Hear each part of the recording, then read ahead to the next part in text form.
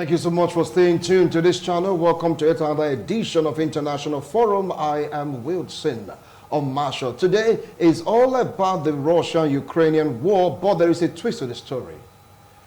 Ukrainians now have the capabilities to at least effect some damages in Russia's capital, Moscow. It happened 2 days ago, yesterday, when a drone was sent by Ukraine. According to reports, they were able to destroy one powerful jet, Russian jet, and that might just be the beginning of the tide in this war. And also, don't forget that Dutch and, of course, Denmark, Netherlands, yes, they've been given the permission to supply F-16 jets or F-16 jets to Ukraine to boost their air power in course of this battle. Is there going to be a change in the outcome of this particular upheaval between Russia and Ukraine? That is what my analysts really throw more light on. Join me to welcome a lecturer from Uniben. Yes, I love to call him comrade because he's actually so simple and, of course, straight to the point. Join me to welcome Dr. Felix Osarime. Welcome to International Forum. Thank you. I appreciate your comment, sir. Thank you. Thanks so much for coming. Yes, Atom, good afternoon. All right. So very close to him, he's a legal practitioner, public affairs commentator, human rights activist. Join me to welcome Barrister Abayomi Thomas. Welcome to International Forum. Good afternoon to you. Good afternoon to viewers at home. All right. So let's start off from you, Barrister. They now have a means of at least hurting Russia. With the approval of some planes to be given to the Ukrainian side, do you think there'll be a change in the outcome of this battle? Well, the change is going to be an intensification of the war between Ukraine and Russia. Intensification in the sense that in the past it has been a one-sided affliction of damage. The Russians were able to use short-distance missiles. And when they found that NATO supplied Patriot missiles and other defensive weapons, and the Ukrainians were able to send the few jets they had to stop some of these missiles, particularly the kamikaze drones from Iran. The Russians began to use tactical intercontinental ballistic missiles or long-distance missiles, which could go very far in the sky and come down to target precise ammunitions. But now that the Ukrainians will have F-16 or F-16 jets from Netherlands and Denmark, I can foresee a situation where Russia will now try to bring out munitions they've not used before.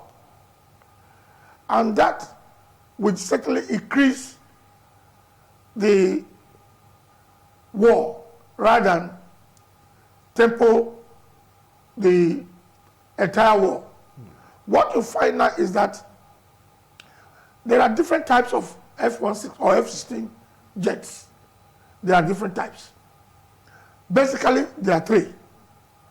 There is the latest version, which only the United States have got. And they are afraid to send to any other country, not to other NATO members. Then you have the second version, which they've sent to the Israelis. And the third version is possessed by NATO members, which includes Denmark and Netherlands. These F-16 or F-16 jets are very, very important to Ukraine in the sense that they can be used as defensive aircraft by shooting down incoming missiles. And they can also be used as attacking jets. My only worry is that I do hope the Ukrainians will not be tempted to use this new aircraft to go into Moscow. We'll come to that point. We'll come to that because right now they have the means. At least 2 of their drones or more, they've acquired the targets, and though might damages were done in Moscow occasioned by these drones sent into Russia by the Ukrainian forces. Doctor, over to you. What do you feel about all this? Do you think the outcome will change? Because some are saying the outcome will remain the same. Russia will definitely devastate Ukraine, no matter the number of jets given to them. The balance here is a bit interesting, and we should be very, let me use the term, I'm not skeptical, but I want to be a bit cautious in my analogy. Denmark and Netherlands needed authorization from the US to supply the F-16 jets that they are going to send to Ukraine. From the 1970s, when the US started manufacturing these F-16 fighter jets, the US has made over 4,000, almost 5,000 in total.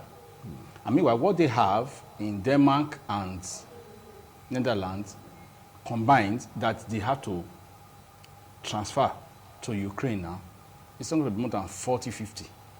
So it is not a significant number in terms of air power. I think that's why I said I'm a bit skeptical. But let's put it in the right perspective. So you find that the sudden acquisition is not going to alter the balance of forces against Russia. Russia has a huge arsenal of warplanes.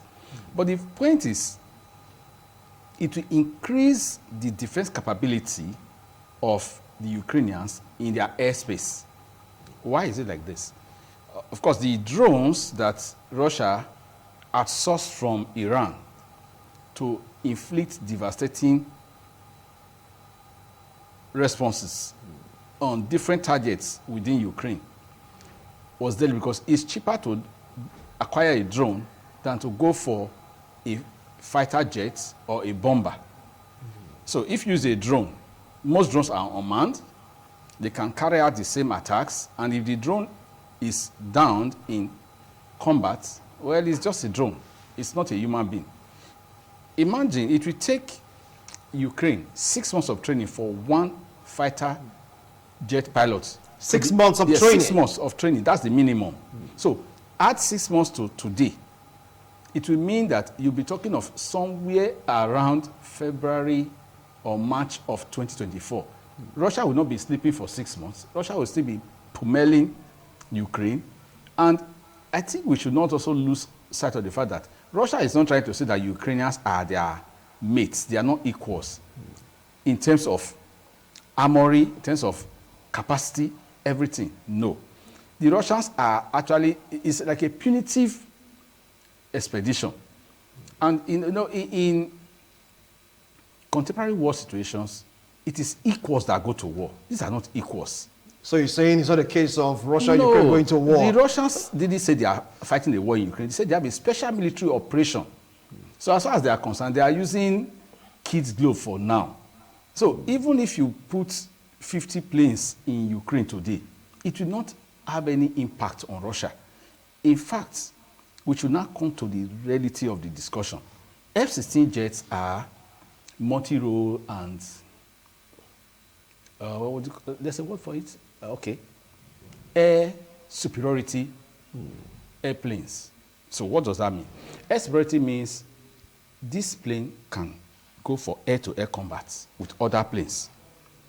It can be used for surface-to-ground attack. That means it can also do what we call beyond visual range. That is what you cannot see. You target it and you hit it. There's also within visual range, what you can see and you target. So it's a multi-role fighter jet. It can fly in very, very difficult weather conditions. So the objective is not to make Ukraine as powerful as Russia. It's to make Ukraine more capable of defending itself against air attacks. Okay, against air attacks. Because before now, they were using surface-to-air missiles. And the surface-to-air missiles, even the Javelin missiles that they got from the US, were quite useful, but those ones are used on the ground. That is ground-based missiles. Combat, yes. Good. So if you are talking on surface-to-air missiles, you need to also have airplanes that you can scramble, that go to the air. So as long as maybe they are sending this, their horde of Iranian-manufactured drones, you don't let the drones get too close. You go and meet them up in the air. It's not designed to go and bring down missiles. That's not the objective of these fighter planes. And in case Russia may be tempted one or two occasions to send reconnaissance planes, they can intercept in the air. So it is not creating a balance. It is giving them better opportunity to protect their airspace. All right. Giving them better opportunity to protect their airspace. Do you share his views? Because he said he's not going to make any difference because Russia is still Russia. I'm sorry. I will differ to some extent. Russia is still Russia. I agree. Russia is still Russia. You see, it's like a football game. You start with 11 players each. And somewhere along the line, the referee gives your opponent 2 red cards. And you now have 9 players. No matter how good that team is, no matter how defensive they are, with 9 players, they will have to struggle against the 11 players. Now with F-16, which the Ukrainians have never had,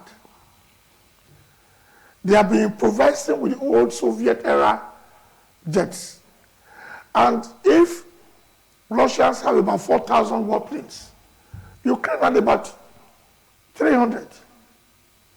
But one F-16 can perform the functions of about 20 Ukrainian airplanes. So if the F-16 can fly with all the attributes and features the doctor has highlighted, it means all those frontline weapons that Russia is amazing can become targets from Iran and from Ukraine. All those frontline, you keep on pressurizing Ukraine, Russians are pressurizing. With all those features, the planes that can hit targets that are far and difficult to be seen, which includes the artillery sites of the Russians, which includes the tanks, can be destroyed from the air if properly put into use. Agreed that it takes a long time. The minimum time it takes to train F-16 fighter pilots is 6 months. But the comprehensive training is 2 years. But the Americans have seen that with all the weapons they have been supplying, the Brandy tanks and the others from Britain, the Ukrainians have not made significant advances to recapture Donetsk and other areas under the occupation of Russia. So do we just wait and keep on allowing Russia to be devastating Ukraine? Do we fold our arms? Look, this is a proxy war. Unfortunately, Ukraine is the battlefield. Unfortunately. Ukraine is the battlefield. This is a war not, like he said, it is not a war between equals. That we admit. But Russia itself, at the beginning, intended to capture the capital of Ukraine and topple the government in Kyiv within 2 weeks. But here we are. The war is going to 2 years. Other countries that would have come out to support Russia openly, like China, North Korea are being cautious. They are being cautious. America and Europeans who are supporting Ukraine are also now aware that, look, in the event of a full-blown war between the Europeans or NATO with America, with Russia, they've discovered one loophole, that their ability to replenish the stock of the artillery, which Russians are very good at using, to devastating level, is very low. The ability of Europeans and Americans to replenish. They are trying to get from other countries. And those countries are scared of releasing their own stock. So what we do is to bring F-16 fighters. All right. And these F-16 fighters, like I said at the beginning, it is better, you see, attack is the best form of defense in anything you are doing. Russia has been able to almost cripple the whole of Ukraine because Russians are not feeling any pains. If they begin to feel pains, the public opinion in Russia will know that this is not special operation, but a war between Russia and Ukraine. Europe. Okay. I will come back to you, Barrister. Now, you heard him. He's talked about bringing the F-16 jet is to recapture some of the areas already conquered by the Russian troops in the Donetsk region. Do you think with the addition of this, like he likely said, which he truly opined, that this might just be a way of retrieving, dismantling Russia's settlement in form of bomb, in form of, you know, garrison of so many armies, you know, just occupying villages, towns, and cities in Ukraine just to push them back away from Ukraine? I disagree. And I will disagree in a way that will be a bit surprising.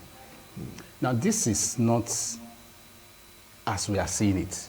We are being tactical. This is tactical explanation. He just gave a very good analogy. Tactical. In terms of strategy, it's not like that. And this is why close analysts are already seeing that Ukraine just is going to suffer enough damage before the Russians will step back. Russia will eventually step back because in conventional war, it is the ability to deploy conventional weapons that will determine who will win the battle. There is no way Ukrainians will win this battle. The Russians are going for psychological damage as much as they can inflict. Russia is also determining the pace of the war. That is the leverage of power that Russia is deploying, and Russia will do that. And America cannot even stop Russia in that regard. That's why from the beginning of this operation in February 2022, the Russians made it clear that should America go to the extreme, they are waiting at that extreme, and that extreme is nuclear war. So that means that will end the whole world, and that is not what any of them want. Again, the aspect of being something like proxy war, the proxy is on the side of Ukraine, being used as a testing ground for NATO to deploy its arms that they have stockpiled over the years. The funny thing about arms accumulation is that if you don't use it, at a point it becomes useless. So they are using it. In fact, Ukraine is a testing ground for new weapons now. America sending, authorizing the use of F-16s in Ukraine. America is asking Denmark and Netherlands, give Ukraine the ones you have. Those ones are outdated. There are newer ones. The US has the latest. They won't give it to anybody. I mentioned just now that these things were developed from the 70s. We are in 2023. So this is about 50 years old. Oh, yeah. Good. So they are not even things you can buy off the shelf. You need special treaty agreements to be able to acquire them.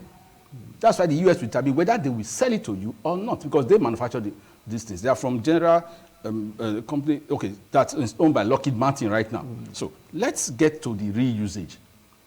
USSR of those days, Ukraine was part, Russia was part. They separated. Now, each of them is standing on its own. The major arms that were in Ukraine were moved back to Russia. So the nuclear arms are now in Russia's care. We are not going to use that one because that's not for this kind of war. In terms of technology driving this war, Ukraine cannot match Russia. The US knows, Russia knows, they all know. What all Ukraine is asking for is, give me something to hold this part so that we will wear them out too. Just as when Russia went to Afghanistan, Yes. the US went to Vietnam, they pulled out after a while. US went to Afghanistan, US still left Afghanistan again after 20 years. Why? Because the people didn't give up. That is what is going to sustain Ukraine. It is not weaponry. It is the citizenry that will hold their country and say, we will not give up our land.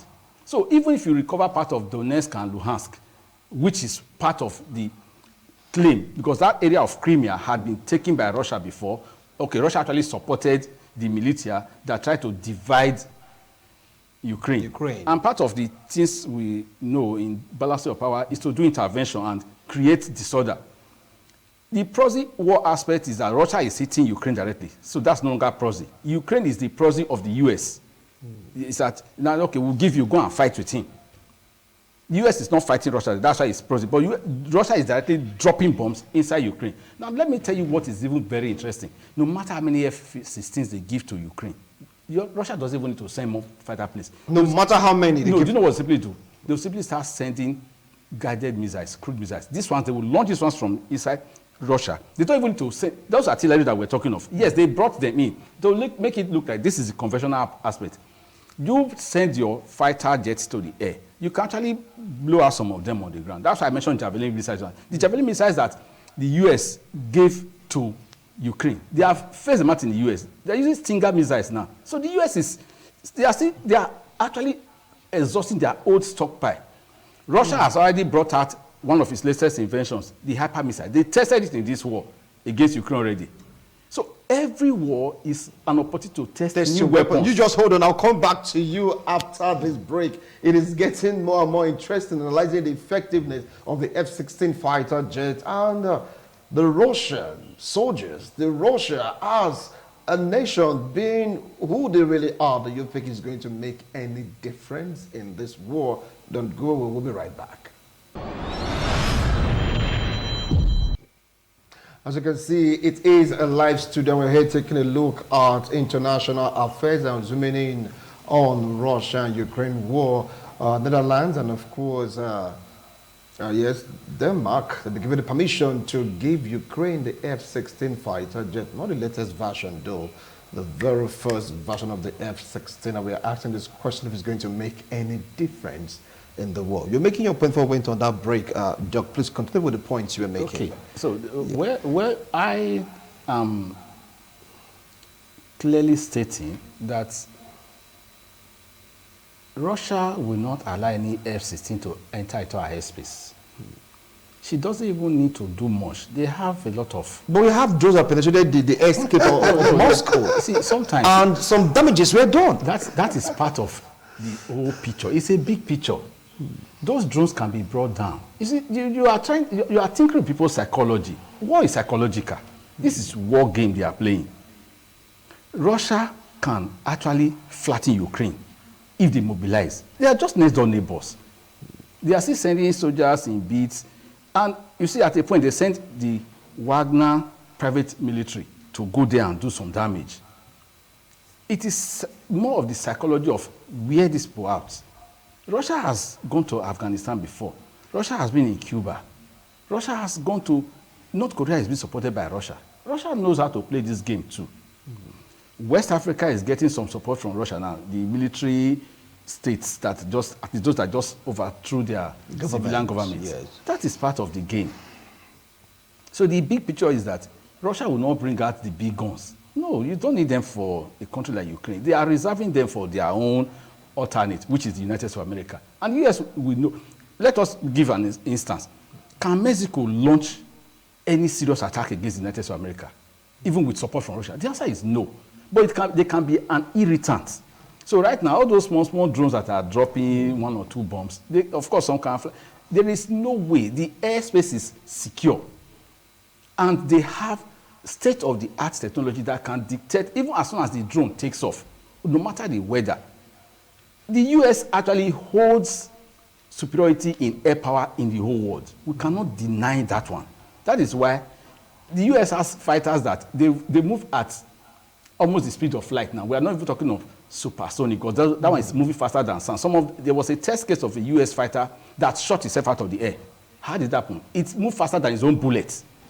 So because the plane was flying faster than its own bullet, the bullet that was fired from the jet also hit the jet from behind.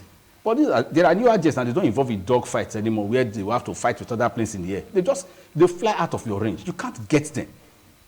Are we talking of stealth fighters that you cannot even track at all? That one is not visible on radar. That one is only nuclear missiles that can get that one. So those ones are reserved for destruction of the whole world, which is not the point here. But the ones for conventional war, they also have guided missiles. They have cruise missiles.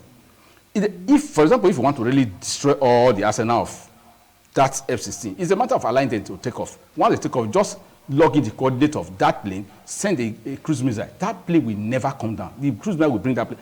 Even if it enters its own hangar, because cruise missiles are intelligent bombs. They simply follow you wherever you are going to. The US has a lot of it. Russia has a lot of it. So that's why I say it will not make any significant difference. And Ukraine knows the danger. They will not go and attack Moscow. They only make sure that those soldiers that are sent in, they want to demoralize them too.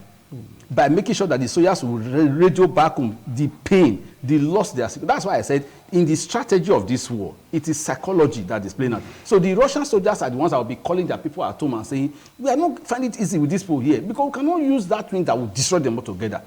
The Russian soldiers are saying that message. That is already creating some discontent at home. Wagner forces also embarrassed Putin by turning against him. And they turned back. And they now moved them to Belarus. And they turned back. They moved them to Belarus now. Okay, fine. Of course, the Russian government did not want an escalated situation. It would have been a simple matter. Okay, you say you were coming to Moscow. Come closer. They said they were 200 miles away from Moscow. The Russian army is not a sleeping army. I think we should be very circumspect here. Okay. But in all reality, the Ukrainians will have some lifeline. Lifeline? Yes, yes. Over now to you, Barrister. Please give me some time to talk. Sure. You see, in war, if we agree that Ukraine and Russia are not at the same level, I have said at the beginning that Russia's intention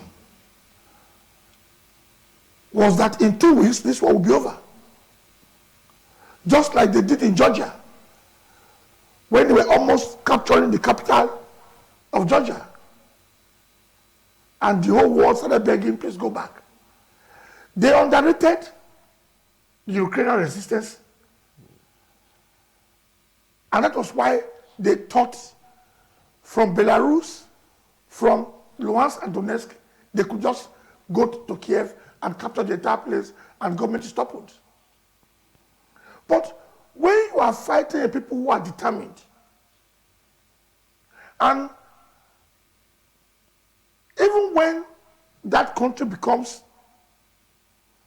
the testing ground for all sorts of weapons, at the end you will go back. Like he said, Russia will go back. But are Russians going to have friendly neighbors? No. In my place, we have a saying, Please interpret. You do not go to court and come back home and be conference. This is a war of attrition that Russia is carrying out.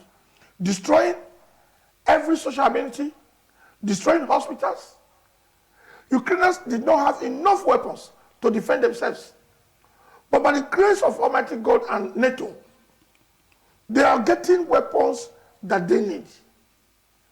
But when you begin to inflict some damage on the Russians themselves, they too will now realize that this war is not what we thought it was going to be. It's not special operation, but a real war. A real war. Now this F-16, if it was a cartoon, that it was just a decoration, America will not authorize its being sent to Ukraine. It is because America knows there will be some specific damage it can cause to the Russians. If I'm fighting you and you are not feeling the pains, and it's only me who is feeling the pains, you will keep on destroying me.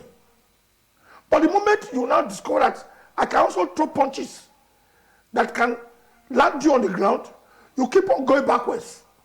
And that is what this F-16 will do to the Ukrainians, to help push back the pressure from Russian military. No matter the strategy, the Russians will apply, no matter the tactical weapons they are going to apply, at least they will feel some pains. And those pains are the exact things that the Ukrainians have said, give us weapons that we can also use. Now, you talk of tight airspace, tight. Let the airspace be sealed. But like you rightly said, some drones have gone into Moscow. If some drones have gone into Moscow and they did some damage, then the F-16 can as well target within Donetsk and Luhansk area, which is part of the original part of Ukraine. So if they can dislodge the weaponry, the soldiers inside those areas, which are originally Ukrainian territory, Ukraine would have achieved a lot because they are interested in reclaiming their territory. Ukraine is not the aggressor. Ukraine is not saying we want to go to Russia and occupy Russia. They didn't say so. So nobody should just have that illusion that Ukraine will suffer and suffer. What other suffering are they going to suffer? Have they not been suffering since the beginning of the war? They'll be suffering. Crimea was taken from Ukraine. Nobody raised a finger when Crimea was taken. So Russia also expected a similar thing to happen. They said, okay, we are mobilizing 300,000 Russians. And what they found was that 500,000 Russians ran away from Russia to other countries. They emigrated.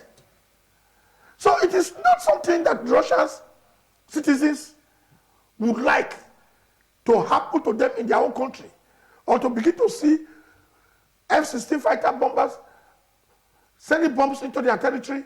They won't like it.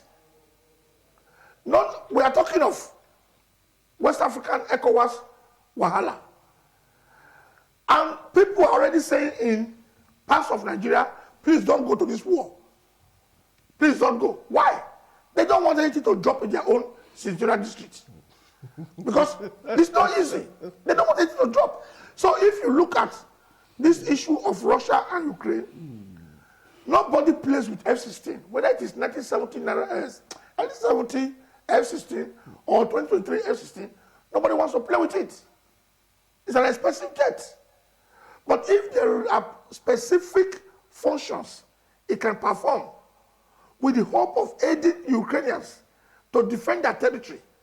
Okay, let's assume that close to the battle line, the battlefield itself, you have about 500 Ukrainian tanks and artillery pieces around. If the F-16 can knock off some of them, which the Ukrainians on their own could not have done, that is a bit of success. So you find that nobody is saying that the F-16 is going to win the war. This is what we are talking about. We don't even end next year. And the more weapons the NATO people can send to Ukraine, the more the pressure will be on Russia to come to the negotiating table, to negotiate a settlement. Ukraine never invaded Russia. So when you are spending, there are sanctions on Russia. A lot of sanctions on Russia. And Russia also is dishing a sanction on UK and of course people supporting Ukraine. Good. So it's like a one-off thing. Good. So at the end of the day, your own citizens will ask you, what are we really benefiting from this war? Okay. But they will not ask if they're not affected. I watched one of the video clips where some of the people in the borderline between Russia and Ukraine were hit and when they were crying and said that they didn't send Putin on this mission. If Russia is such, if Russian army is such an invisible army, when the Wagner troops left in rebellion and went up to 200 kilometers of Moscow. They were being cheered. They were being cheered all the way by Russians. So nobody should take this war as if it is a war between the master and the servant. Okay, all right. You take the war between a master and, of course, a servant. Someone saying that for US to approve Denmark and for Netherlands to supply the F-16 jet fighters is just to provoke Russia to carry out some massive damage that might not be reversible. How true is that assertion? Because Russia warned at first, if you supply these weapons, we're going to confiscate these weapons, and those people that supply the weapons, they too, they will hear from us. That was at the beginning of the war. Take it up from there, Doc. Yes, I agree essentially that my co-discussant raised a very clear idea at the beginning of this discussion that it will lead to escalation. That's what we are going to experience. And that's why I said I do not believe that Ukraine is going to start launching an attack on Russia. That's not the intention of Ukraine. If Ukraine is asking is to be able to better defend herself, that is still clearly on the table. Then, in doing that, it will increase the psychological pressure on the Russian soldiers who are also giving feedback to their own constituencies. Their people at home, their families, their loved ones, their commanders, then the Russian high command. They are getting feedback. The borderline communities are also feeling the impacts because they are far from the center of both countries. All these are parts of the things we should look at. Remember the grain export deal? Yes. That was thwarted by Russia. That Russia agreed to. Thwarted it, reopened it. They have even made it clear that, you see, that's why there are cards on the table. If you play this card, we play this other card. Russia can still play some cards away. Gazprom supply of gas, at a point they think card with that. Gas prices shot through the roof in Europe. The whole of Europe, they were practically screaming, why don't we find a way to end this debacle? They didn't say go and attack Russia. They are actually saying negotiate this. Russia is still supplying uranium to European powers, even though there's a war going on. They still have some business they do behind the scene. So what is the point here? Escalation will not happen under the circumstance of Ukraine attacking Russia. But escalation will happen in the theater of activity. Like he has rightly mentioned, that area, Luhansk, Donetsk, all those areas that are in Crimea, that Russia had excised from Ukraine and supported the, let me not call them militant, let me call them dissident groups, who are also Ukrainians, so want to cut part of Ukraine out of Ukraine to create a separate country for themselves, which will not really work out in the long run. When Russia did that, Russia was deliberately stoking the flames to ensure that Ukraine would not go too close to NATO. But Russia's direct action in Ukraine has pushed Ukraine into the warm embrace of NATO, but at a great cost to Ukraine. The damage to Ukraine would not be recoverable in the next 20, 50 years. We also know that one. Now, if you want clarification on some of these issues, let us look at the big picture. Will Russia deliberately attack Moscow? The answer is still no. But they will give, as I said, they will give Moscow enough psychological headache that at a point, I also mentioned that Russia will pull back because they will not win this war. It's a conventional war. Conventional wars are very difficult to win, especially when you have a state that is a neighboring state, a former ally, they are of the same ethnic stock, and this one has support from another superpower who is willing to call your bluff. Because this is end game for both of them now. The US has put its foot down that we will not leave Ukraine alone in this debacle. Russia is saying we will go all out and teach them a lesson for accepting to parley with you. This is our backyard. No problem. This is going to be a long drawn-out conflict. And Ukraine will be the one to lose. Ukrainians are losing because of the pummeling. But because of the strength of the citizenry and their nationalistic zeal, the Russians will lose out in the long run. That's what we have been saying. This war will not be won by weapons. In the long run, it is psychology of resilience that will determine who will win. And the Ukrainians are going to be more resilient. You know why? Because this is their country. And they will not give up. Because the same nationalistic fervor that drove them in the US sorrow is still within them. And Russia is only playing global power politics now to say, we have this leverage, we inflict to. That is why powerful states are usually very careful when they want to go into conflict. Because it is their ego, not their, there's no physical damage they will really suffer. It is their ego that will be dented badly. That was what Russia suffered in Afghanistan. The USA suffered it in Vietnam and in Korea. The US, as well as Afghanistan. Yes, no, that's what I was just coming back to. That was the recent one. The US just left Afghanistan in shame. Russia has started its own problem now in Ukraine. So it's as if they don't want to learn from history. Just let's say They don't learn because they still believe that their power is so dominant. And this is why, in the long run, America is giving Ukraine these weapons to say, hold your horses. You remember, from the beginning of this conflict, the president of Ukraine, Zelensky, has been asking for planes. Planes, yes. He was never given. He has been asking for those things from the beginning. You know why? Because he knows that the airspace is more secure. Because most of the dangerous attacks come from there. Even those artillery pieces, they are ballistic. They just take off and they drop. They are not cruise. They don't fly at ground level. They take off and they must drop. So if you target the artillery itself, it can no longer fire. That's the point he made, which is very correct too. Then you are bringing artillery pieces. It takes a long time to move it from where it is stored in Russia to where it will be used in Ukraine and in Donetsk and Luhansk. So as you are crossing the countryside, the Javelin missiles are waiting for you. That is why the Russians are having it rough. Because it cannot be an all-out attack. Belarus is kind of calm now. Because Belarus is also saying that if they push this argument too far, Ukraine can actually even face Belarus.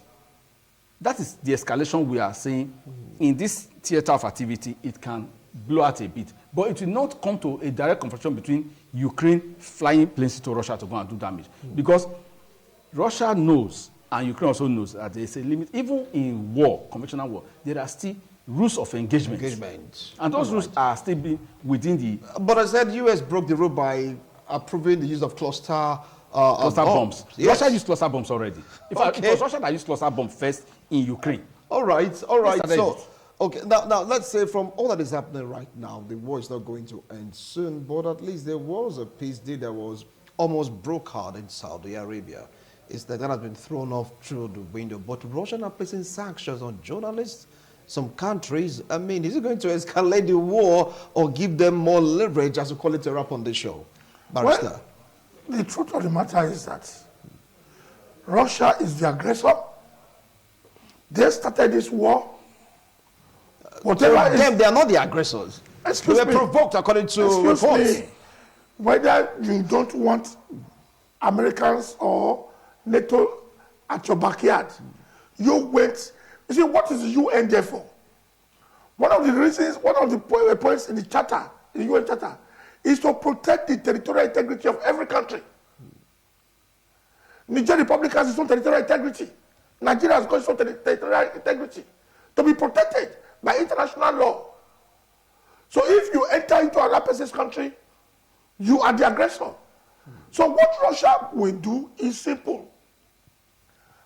This matter cannot continue forever. Like the doctor rightly said, they will pull out. But they would have done a lot of damage to their own military, to their international influence. Wagner is already a parallel force in Russia. You can imagine if we were to have Wagner in America. Americans will rise up and say, look, we can't have a second state within a state. Russia will suffer internationally. Forget about the African countries they are trying to have influence with. The leaders that have no integrity. We are talking of good countries, not countries in Africa. So, at the end of the day, the matter will still go to the negotiating table. All right. Where they will eventually settle.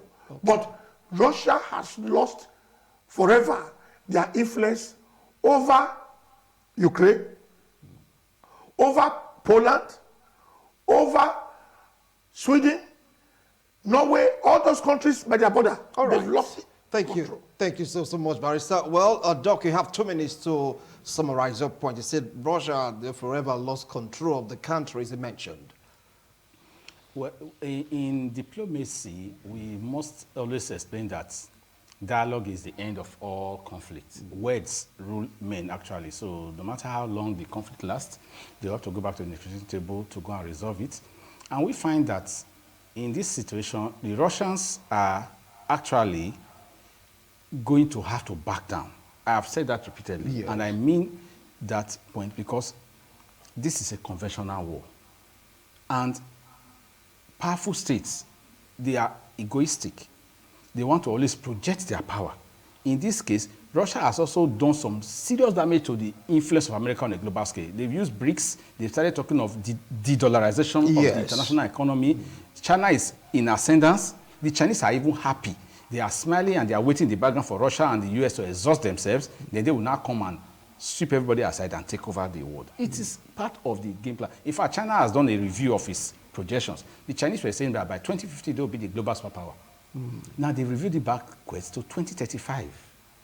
So they've reduced it by 15 years. Because of what is happening around No, there. even before this Ukraine The war. conflict started, they were already reducing it. After, okay, before the lockdown of 2020, they've done this analysis. Now, the Ukrainian war played into the game plan again. So let us quickly say that the Russians should have a rethink in their strategy. While they still have a bit of international dignity, they should quickly start going back to the table to discuss and dialogue to end this conflict. Thank you so much, gentlemen. You've heard them. It's all about dialogue. The matter in Nigeria, call it BAS-BOS. It all boils down to the negotiating table. After all, Russia gave conditions, and those conditions are flexible. All right? Disband the military, tell them to go home. Don't join NATO, and everything will just be good. Everyone will just be calm. But if we continue in that way, we'll keep on pummeling, we'll keep on striking, we keep on dismantling just to teach you that lesson. But this is a look, Ukraine, we are behind you. You're not alone. How do you think all this will pan out? How long do you think this war in Ukraine will last? Gentlemen, I appreciate a wonderful analysis. Thank you so much for coming on today's show. Thank you so much. Well, we'll do it again next week, Tuesday, God willing. Bye for now.